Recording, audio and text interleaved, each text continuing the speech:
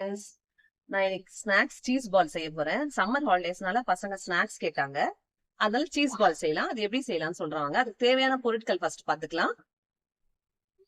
ஒரு கப் மைதா, எந்த கப் எடுத்தீங்க அதே கப்ல ஒரு கப் பால் மெஷர் பண்ணி வச்சிருக்கேன். அப்புறமா கொஞ்சம் இந்த சில்லி ஃபிளேக்ஸ், பீஸா கூட தருவாங்க தெரியுங்களா, சில்லி ஃபிளேக்ஸ், ஆரிகேனோ, அதை மிக்ஸ் பண்ணி வச்சிருக்கேன். ஆரிகேனோ ஆப்ஷனல் தான், உங்ககிட்ட இல்லைன்னா பரவாயில்ல, சில்லி ஃபிளேக்ஸ் மட்டும் எடுத்துக்கோங்க. சில்லி ஃபிளேக்ஸும் இல்லைன்னா ஒன்றும் இல்லை, காஞ்ச மிளகா ஒன்று எடுத்து மிக்சியில போட்டு நல்லா அரைச்சிட்டிங்கன்னா இந்த மாதிரி தூள் தூளாயிடும், அது யூஸ் பண்ணிக்கலாம்.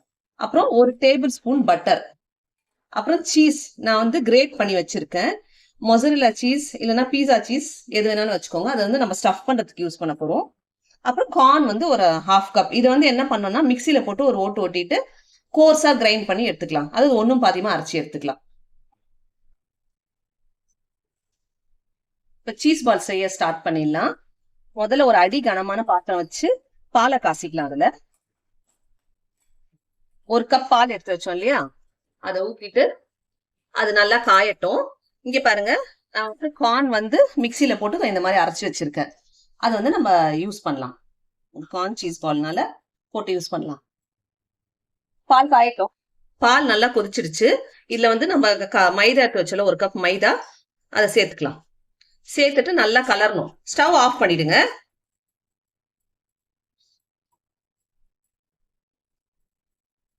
தேவைப்பட்டா இன்னும் கொஞ்சம் பால் கூட சேர்த்துக்கோங்க. இது எப்படி பிசையணும்னா நம்ம சப்பாத்தி மாவு பதத்துக்கு பிசையணும்.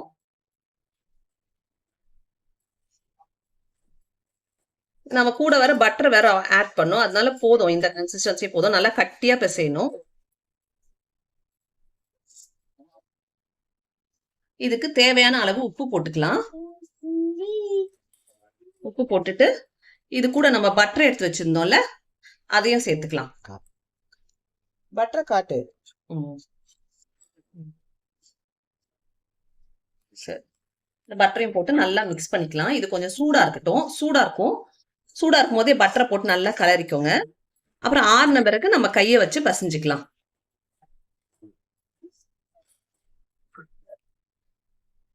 கார்னும் நம்ம அரைச்சு வச்சாலும் அதையும் சேர்த்து மிக்ஸ் பண்ணிக்கலாம். இது ஆறுன உடனே நல்லா சப்பாத்தி மாவு பதத்துக்கு பிசைஞ்சுக்கணும். இது நல்லா ஆறிடுச்சு.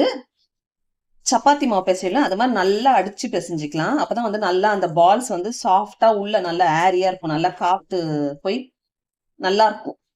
உள்ள நல்லா சாஃப்டா, வெளியில நல்லா கிறிஸ்பியா இருக்கும்.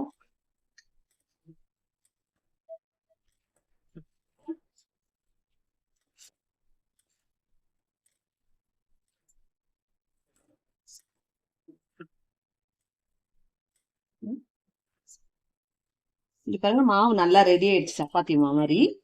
இது இருக்கட்டும். இப்ப நான் பிரெட் கிரம்ஸ் எடுத்து வச்சிருக்கேன் பொரிக்கிறதுக்கு. நம்ம இதுல தான் போட்டு பொரிக்கணும். அதை கோட் பண்ணி பொரிக்கணும்.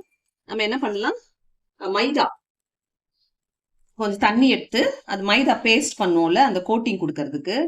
அதாவது என்ன, பால்ஸ் இதுல தான் போட்டு டிப் பண்ணி ஒரு 2 ஸ்பூன் மைதா போட்டு நல்லா கரைச்சு திக்கா பேஸ்ட் மாதிரி வச்சுக்கலாம். நல்லா இது கரையணும், கட்டிலாம் இல்லாம கரைச்சி வச்சுக்கோங்க. இந்த மாதிரி இருக்கணுங்க. நம்ம அந்த பால்ஸ் போட்டு இதுல போட்டு அப்புறம் பிரெட் கிரம்ஸ்ல போட்டு பொரிக்கணும். நம்ம சீஸ் வச்சிருந்தோம்ல டிப் பண்ணி, இதுல அந்த ஆரிகானோ, சில்லி ஃபிளேக்ஸ் சொன்னல, அது போட்டு கலந்துக்கலாம். நீங்க காரம் பார்த்துக்கோங்க. ரொம்ப சின்ன பசங்களா இருந்தாங்கன்னா காரம் கம்மியாவே போடுங்க. எங்க வீட்டுல எல்லாமே கொஞ்சம் காரம் நிறைய சாப்பிடுவாங்க, அதனால நான் நிறைய போட்டிருக்கேன். இப்ப இத நம்ம இந்த மாவை பால்ஸ் பிடிச்சிக்கலாம். பால்ஸ் பண்ணி அதை உள்ள வைக்க வேண்டியது. அந்த சீஸை உள்ள வச்சு ஸ்டஃப் பண்ணும். ஸ்டஃப் பண்ணிட்டு நம்ம உருட்டும் போது வீரல் இல்லாம பாத்துக்கணும். அப்பதான் இந்த சீஸ் மெல்ட் ஆகி வெளியில வந்துடும். வராது, நம்ம கோட்டிங்லாம் கொடுக்க போறோம். இருந்தாலும் கேர்ஃபுல்லா பாருங்க, இப்படி வச்சுட்டு நல்லா ரவுண்ட் ஷேப்ல அது நல்லா கவர் ஆகிற மாதிரி நல்லா ரவுண்ட் பண்ணிக்கணும். இதே மாதிரி எல்லாத்தையும் பிடிச்சிக்கணும். இதே மாதிரி எல்லா பால்ஸையும் ரெடி பண்ணிடணும். எனக்கு இதெல்லாம் பண்ண வராதுங்க, அதனால எங்க பொண்ணு பண்றாங்க.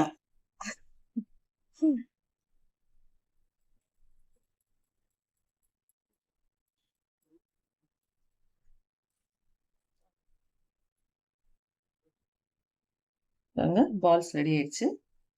இது மாதிரி எல்லா பால்ஸையும் நம்ம ரெடி பண்ணிக்கலாம்.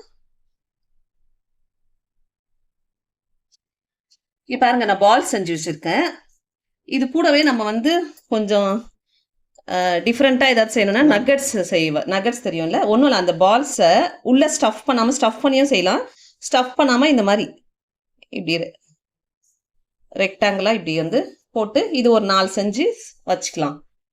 டிஃப்ரெண்டா நீங்க என்ன பண்ணலாம், இது மாவு நிறைய இருக்குல்ல, இது செஞ்சுட்டு அப்படியே ஃப்ரீசர்ல ஸ்டோர் பண்ணி வச்சிடலாம் கூட. பசங்களுக்கு ஈவினிங் டைம்ஸ்ல அப்பப்ப 4 எடுத்து பொரிச்சு கொடுக்கலாம் ஒரே டைம்ல. ஏன்னா இப்ப நம்ம செஞ்ச குவான்டிட்டி வந்து எப்படியும் ஒரு 20-25 பால்ஸ் வரும். அவ்வளோ நம்ம ஒரே டைம்ல செய்ய முடியாது. அதனால நீங்க உள்ள வந்து சீஸ் வச்சு நம்ம ஃப்ரீசர்ல ஸ்டோர் பண்ணி வச்சிருங்க. வச்சிட்டிங்கன்னா அப்புறமா எடுத்து நம்ம வந்து அந்த மைதா டிப்லயும் அந்த பிரெட் கிரம்ஸ்லயும் டிப் பண்ணி பொரிக்கும் போது அதை எடுத்து பொரிச்சு கொடுத்துருங்க. நல்லா கொடுக்கலாம். ஒரு இததானே பசங்க இப்ப விரும்பி சாப்பிடுறாங்க. நம்ம செஞ்சு கொடுக்கறது எங்க சாப்பிடுறாங்க? இது வெளியில வாங்கினா வந்து அவங்க வந்து ப்ரிசர்வேட்டிவ்ஸ் ஆட் பண்ணுவாங்க. நம்ம வீட்டுல பண்றதுனால நம்ம ப்ரிசர்வேட்டிவ்ஸ் ஆட் பண்ண மாட்டோம். விலையும் வந்து நமக்கு கம்மியாகும். வெளியில வாங்கினா இந்த 4 பால்ஸே இல்ல 3 பால்ஸ் வந்து 100 rupees. பையன் வாங்கி சாப்பிடுவான். இப்ப நாங்க செய்ய ஆரம்பிச்சதுதான் அவன் ஸ்டாப் பண்ணிட்டான். சோ இதை வந்து இப்ப ரெடி பண்ணி வச்சிட்டோமா, இது வந்து இந்த மைதால போட்டு, இந்த மைதா பேஸ்ட் பண்ணி வச்சிருக்கோம்ல அதுல போட்டுட்டு, நெக்ஸ்ட் இந்த பிரெட் கிரம்ஸ்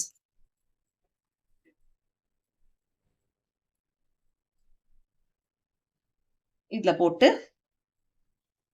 அவ்வளவுதான். இதுதான். இதை வந்து நம்ம என்ன பண்ணணும்னா அப்படியே எண்ணெயில பொரிச்சுட்டு கொடுத்தோம்னா பசங்க அவ்வளவு ஆசையா சாப்பிடுவாங்க. நம்ம வெளியில வாங்குறதோட இதை ஃப்ரெஷ்ஷா பண்ணி கொடுக்கறதுலாம். இங்க பாருங்க, நான் சும்மா ஒரு 4 ரெடி பண்ணி வச்சிருக்கேன். இதை பொரிச்சுக்கலாம். நம்ம எடுத்த ஒரு கப்ல இவ்வளவு வந்திருக்கு. நான் இப்ப ஒரு டைம் ஸ்நாக்கு இது மட்டும் பண்றேன்.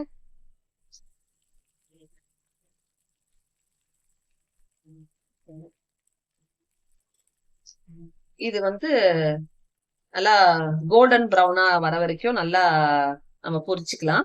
அது பொரிக்கிட்டோம். அதுக்குள்ள இங்க பாருங்க, நம்ம ஒரு கப்ல வந்து எத்தனை வந்திருக்கு, ஒரு 30 பீஸ் வந்திருக்கு டோட்டலா. சோ இத வந்து நம்ம என்ன பண்ணலாம்னா எடுத்து ஃப்ரிட்ஜ்ல ஸ்டோர் பண்ணிட்டு அப்புறமா அந்த மைதா மாவு பேஸ்ட் பண்ணல அதுலயும் பிரெட் கிரம்ஸ்லயும் டிப் பண்ணி நம்ம தேவையானப்ப எடுத்து ஃப்ரை பண்ணிக்கலாம். ஃப்ரை பண்ணி கொடுக்கலாம். இது நீங்க செஞ்சு வச்சுன்னா உங்களுக்கு ஈஸியா இருக்கும்.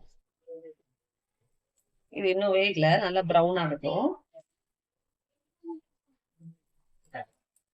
நாங்க அப்படிதான் பண்ணுவோம். ஒரு கப் செஞ்சாவே நமக்கு நிறைய வரும். சோ இதை நம்ம மூடி ஃப்ரிட்ஜ்ல ஸ்டோர் பண்ணி வச்சிடலாம்.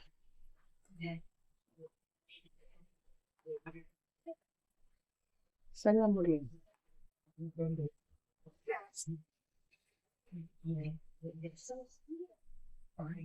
ஃப்ரிட்ஜ்ல இதை ஸ்டோர் பண்ணிடலாம்.